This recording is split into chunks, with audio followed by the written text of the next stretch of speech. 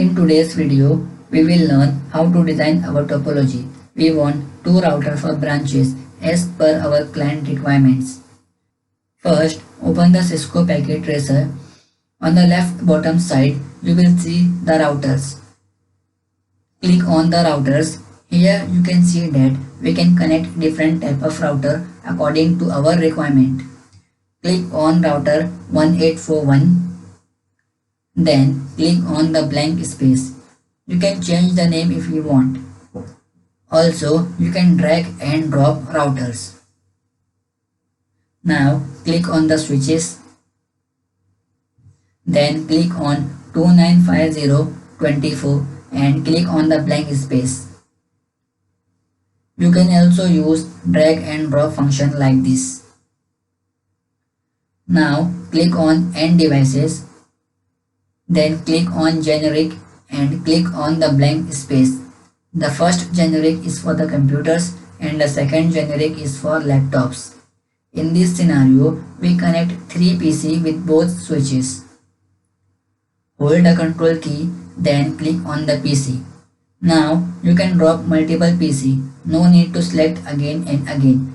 This trick applies for all devices in the Cisco packet tracer. Then click on the connection. For switch to PC connection, we use straight through cable. Click on straight through cable, then click on switch. Select Fast Ethernet 0/1.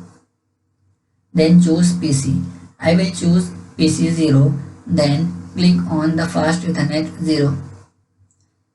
You can also use the previous shortcut method. Click on connection. Hold the control key, then select automatic. Now click on switch, then click on every PC like this.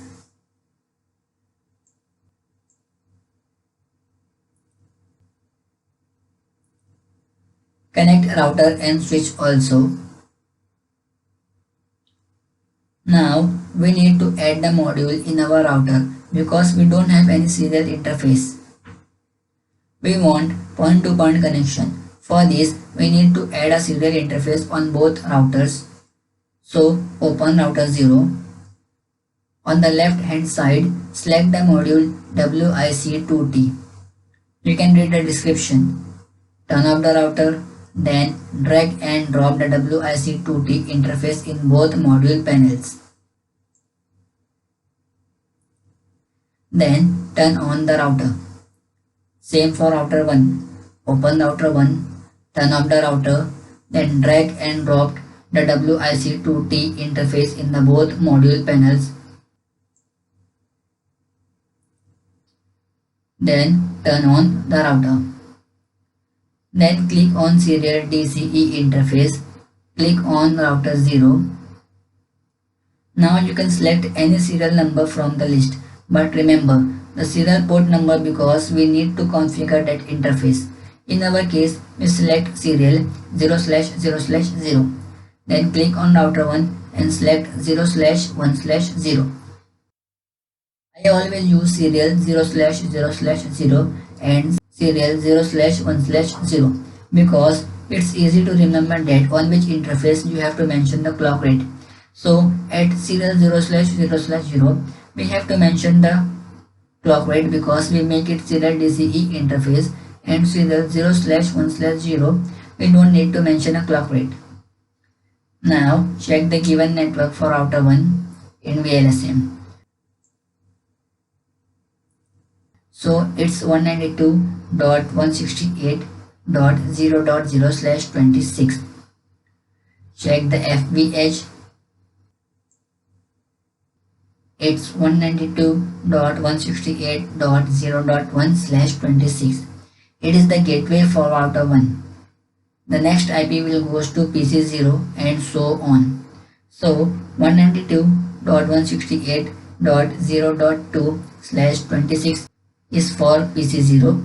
192.168.0.3/26 is for PC 1. Then 192.168.0.4/26 is for PC 2. You can connect 61 PC because we use one IP for gateway. Now check the network of router 2 in VLSM.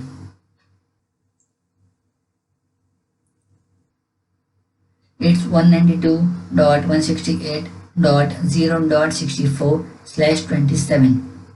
Check the FVH. It's 192.168.0.65/27. It is the gateway for router 2. So the next IP will goes to PC3 and so on. 192.168.0.66/27 is for PC3. 192.168.0.67/27 is for PC4. 192.168.0.68/27 is for PC5. Check the virtual network in VLSM. It's 192.168.0.96/30.